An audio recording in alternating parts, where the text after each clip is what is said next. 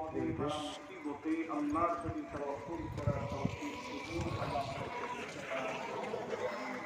এটা হচ্ছে মসজিদের পরিবেশ। এখন আমি গেটের ভিতরে ঢুকি। এবং সেই পরীক্ষার আওতার বাহিরে নবী রাসূলদেরকেও আল্লাহ তাআলা রাখেন নাই। বিপদ আপদ মুসিবত দিয়ে আল্লাহ পাক তার পয়গম্বরদের থেকেও পরীক্ষা নিয়েছেন এবং আলহামদুলিল্লাহ সমস্ত নবী এবং রাসূলগণ আল্লাহ তাআলার পরীক্ষাতে তারা সাফল্যের সাথে উত্তীর্ণ হয়েছেন। সুবহানাল্লাহ।